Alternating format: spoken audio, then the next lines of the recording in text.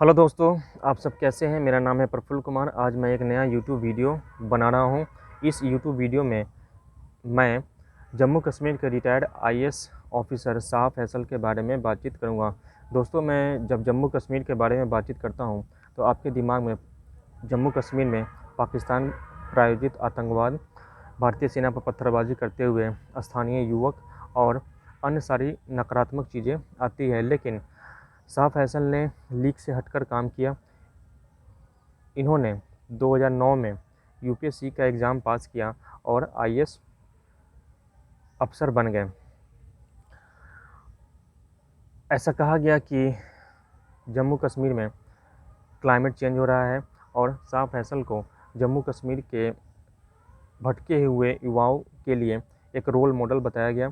शाह फैसल ने भी 2009 में अपने सिलेक्शन होने के बाद यूपीएससी में कंट्रीब्यूशन दिया और 2019 तक नौकरी की।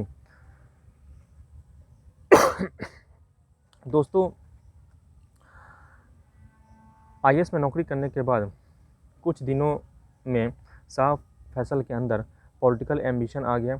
इन्हें लगा कि वो आईएएस में अपना समय बर्बाद कर रहे हैं और उन्हें अपना कीमती समय राजनीति में बिताना चाहिए। राजनीति में आकर जम्मू कश्मीर के लोगों के हक की आवाज़ उठानी चाहिए। इसलिए उन्होंने 2019 के शुरुआत में 10 साल नौकरी करने के बाद नौकरी से रिज़ाइन कर दिया और Jammu and Kashmir people's movement party की स्थापना की। लेकिन ज़रूरी नहीं है कि जब आप राजनीति में जाएं तो आपके साथ अच्छा हो। सिर मुड़ाते ही ओल भी पड़ सकते हैं। आपने कोई अच्छा काम स्टार्ट किया और कोई बड़ी दुर्घटना हो गई तो आपका वो काम बेकार जा सकता है, आपके किए किराए पर पानी फिर सकता है। शाह फैसल के साथ भी ऐसा ही हुआ। जैसे ही उन्होंने राजनीति में एंट्री ली, भारत की केंद्र सरकार ने जम्मू कश्मीर को स्पेशल स्टेटस देने वाले आर्टिकल 370 को रद्द कर दिया और जम्मू कश्मीर को एक यूनियन टेरेटरी बना दिया। इसका मतलब ये है कि जम्मू कश्मीर में अब भारतीय कानून भी चलेंगे और यह प्रदेश अब केंद्र सरकार के अंतर्गत आ गया। इसलिए जम्मू कश्मीर में जो भी राजनेता थे जो पाकिस्तान की सतह पर इस्लामिक आतंकवाद का सपोर्ट करते थे और अलगाववाद की राजनीति करते थे, उनका पत्ता साफ होने लगा। उनकी राजनीतिक दुकानदारी बंद हो गई। यही शाह फैसल के साथ हुआ। जब 370 रिवोक हुआ तो बहुत सारे स्थानीय मुस्लिम नेताओं ने इसका विरोध किया। बहुत सारे लोगों ने कहा कि अगर 370 हटा तो कश्मीर भारत में नहीं रहेगा, खून खराबा होगा और बहुत सारा बवाल होगा। लेकिन हमें तारीफ़ करनी होगी मोदी सरकार की कि उन्होंने ऐसा चाणक्य नीति अपनाया कि कुछ भी नहीं हुआ। 370 भी हट गया और जम्मू कश्मीर देश की मुख्य धारा में शामिल हो गया। जिन जिन नेताओं ने 370 धारा हटने का विरोध किया, उन्हें पब्लिक सेफ्टी एक्ट के अंतर्गत नज़रबंद कर दिया गया, उनको हाउस अरेस्ट में भेज दिया गया। शाह फैसल भी करीब 10 महीने तक जेल हाउस अरेस्ट रहे और उन्हें तब पता चला कि जब आप जेल में होते हैं तो आपके साथ कैसा सलूक किया जाता है और जब आप बाहर होते हैं तो आपका बर्ताव कैसा होता है।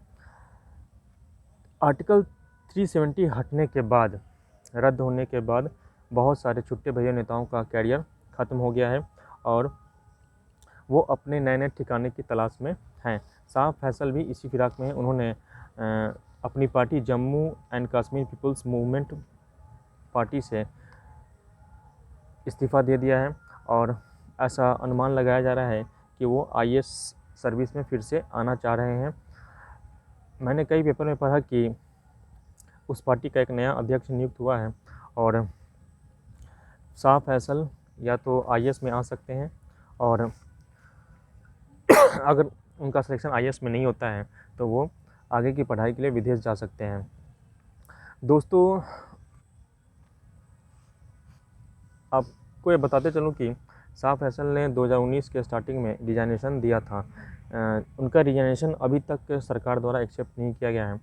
इसलिए अटकलें लगाई जा रही है कि उनका आईएएस सर्विस में आना संभव है। लेकिन क्या देश से अलगाव की भावना रखने वाले लोगों को आईएएस सर्विस में लेना चाहिए या नहीं लेना चाहिए? और जब वो 10 महीने हाउस अरेस्ट हो गए हैं तो उनका बुद्धि का भी शुद्धिकरण हो गया है। अब वो कह रहे हैं कि जब आप संकट में होते हैं तो आपका परिवार ही काम आता है, राजनीति उनके बस की चीज़ नहीं है, वो राजनीति के लिए फिट नहीं है। तो कहते हैं कि जब डंडा जोरदार होता है तो लोगों की बुद्धि पलट जाती है। शाह फैसल भी आजकल उसी फिराक में है। मेरे हिसाब से शाह फैसल को दोबारा सर्विस में नहीं लेना चाहिए। यह देश का एक गद्दार है जो देश विरोधी बातें करता था, कश्मीर को भारत से अलग करने की बातें करता था। इन्हें अपने हाल पर छोड़ देना चाहिए। जाओ भाई, तुमको जहाँ जाना है वहाँ जाओ। इनके ऐसे गद्दारों का यही इलाज होना चाहिए। वो पाकिस्तान जाना चाहे, सीरिया जाना चाहे, अफ़गानिस्तान, सऊदी अरब, जिस देश में ये जाना चाहें आराम से जा सकते हैं। ऐसे गद्दारों का भारत में कोई जगह नहीं है। आज के वीडियो में बस इतना ही। जय हिंद, जय भारत।